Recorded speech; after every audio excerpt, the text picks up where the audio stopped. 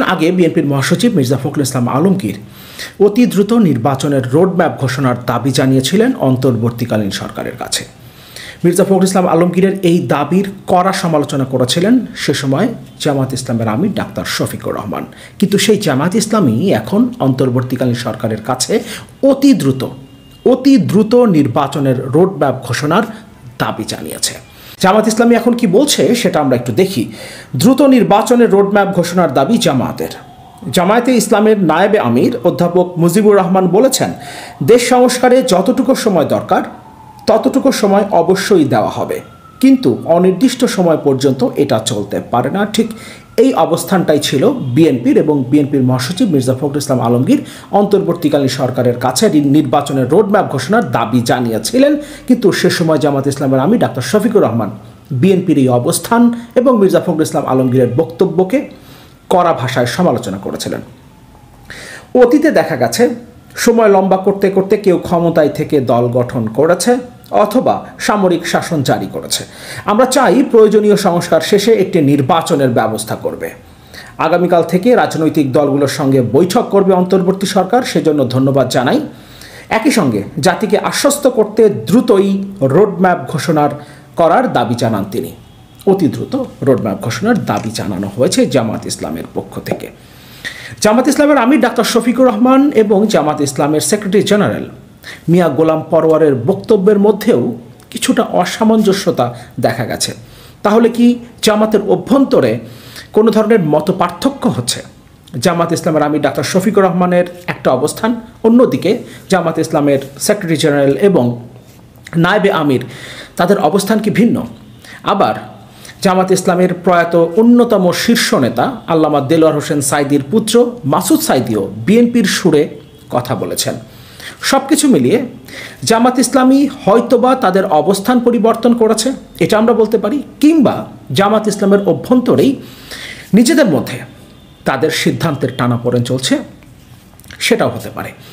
কিন্তু একটা বিষয় পরিষ্কার, বিএনপির সাথে জামায়াত ইসলামের যে দূরত্বটা তৈরি হয়েছিল সেই দূরত্বটা সম্ভবত কমতে শুরু করেছে, কারণ রাজনৈতিক যে অবস্থান থেকে এই দূরত্বের শুরু হয়েছিল সেটা এখন অনেকটাই কমে এসেছে এবং উভয় পক্ষই একই সুরে কথা বলছে। সরকারে থেকে, ক্ষমতায় থেকে দল গঠনের ব্যাপারে নানান আলোচনা চলছে। ডক্টর মোহাম্মদ ইউনূস প্রধান উপদেষ্টা অন্তর্বর্তীকালীন সরকারের, তার বিশেষ সহকারী মাহফুজ আলম সাক্ষাৎকার দিয়েছেন প্রথম আলোতে। সেখানেও তিনি ছাত্রদের নতুন দল গঠনের ইঙ্গিত দিয়েছেন এবং ছাত্রদের এই দল গঠনের নেতৃত্বে যারা আছেন তারা অনেকটাই সরকারের সাথে ঘনিষ্ঠ, এবং দুজন প্রতিনিধি সরকারে আছেন উপদেষ্টা হিসেবে। মাহফুজ আলম আছেন প্রধান উপদেষ্টার বিশেষ সহকারী হিসেবে, এবং বিভিন্ন সিদ্ধান্তের ক্ষেত্রে পাশাপাশি যে কমিশনগুলো গঠিত হয়েছে সংস্কারের উদ্দেশ্যে, সেখানে প্রত্যেকটা কমিশনে শিক্ষার্থী প্রতিনিধি আছেন, এবং এই প্রতিনিধিরা যেখান থেকে নির্বাচিত হচ্ছেন তাদের একটা প্রভাব সরকারে আছে। তারা যদি দল গঠন করে, কিংবা নাগরিক কমিটি যেটা গঠিত হয়েছে তাদেরও দল গঠনের একটা সম্ভাবনার কথা শোনা যাচ্ছে। ক্ষমতার কাছাকাছি থেকে ক্ষমতার ওপরে যাদের প্রভাব রয়েছে তারা যদি দল গঠন করে তাহলে সেটা প্রশ্নবিদ্ধ হবার সম্ভাবনা রয়েছে। সব কিছু মিলিয়ে রাজনৈতিক দলগুলোর মধ্যে এখন বিশ্বাস অবিশ্বাসের নানা টানাপোড়েন শুরু হয়েছে, এবং সেই টানাপোড়েনটা সম্ভবত বিএনপি এবং জামায়াত ইসলামের মধ্যে কিছুটা কমতে শুরু করেছে। একই সাথে ইসলামপন্থী দলগুলোর, জামায়াত ইসলামী, ইসলামী আন্দোলন বাংলাদেশ, হেফাজত ইসলাম সহ ইসলামপন্থী দলগুলোর জোট গঠনের একটা আলোচনাও শোনা যাচ্ছে রাজনৈতিক অঙ্গনে। পাশাপাশি বিএনপি তাদের অবস্থান থেকে বারবার নির্বাচনের রোডম্যাপ ঘোষণার দাবি জানিয়েছে। কতদিন এই সরকার ক্ষমতায় থাকবে সেটা তারা জানতে চেয়েছে। ফলে একটা টানাপোড়েন অন্তর্বর্তীকালীন সরকার এবং রাজনৈতিক দলগুলোর মধ্যে আছে, কিছুটা দূরত্ব তাদের মধ্যে আছে, যেহেতু এই সময়ের মধ্যে 5ই আগস্টের পর যখন অন্তর্বর্তীকালীন সরকার গঠিত হলো তারপর থেকে এখন পর্যন্ত খুব একটা রাজনৈতিক দলগুলোর সাথে বৈঠক করার সুযোগ অন্তর্বর্তীকালীন সরকারের হয়ে ওঠেনি। পাশাপাশি বিভিন্ন জায়গায় অন্তর্বর্তীকালীন সরকার পরিস্থিতি সামাল দিতে ব্যর্থ হচ্ছে, বিশেষ করে দ্রব্যমূল্যের ঊর্ধ্বগতি ঠেকানোর ক্ষেত্রে তারা খুব একটা কিছু করে উঠতে পারেনি, এটা স্বীকার করতে হবে। পাশাপাশি পুলিশ এবং সিভিল প্রশাসনে খুব একটা কর্তৃত্ব তারা এখনও স্থাপন করতে পারেনি। এখন পর্যন্ত আওয়ামী লীগের দোসররা বিভিন্ন জায়গায় পুনর্বাসিত হচ্ছে, প্রতিনিয়ত পুনর্বাসিত হচ্ছে। তারা নানানভাবে সরকারকে বিপদে ফেলবার চেষ্টা করছে, বিপ্লবকে নস্যাৎ করার চেষ্টা করছে। একই সাথে পোশাক খাতে যে অস্থিরতা তৈরি হয়েছে সেটাও সরকারের জন্য একটা দুশ্চিন্তার কারণ এবং বাংলাদেশের ভবিষ্যতের জন্যও একটা দুশ্চিন্তার কারণ। সব কিছু মিলিয়ে সরকার খুব একটা ভালো অবস্থানে নেই। কিন্তু জামাত ইসলামী তাদের অবস্থান থেকে সরে আসছে।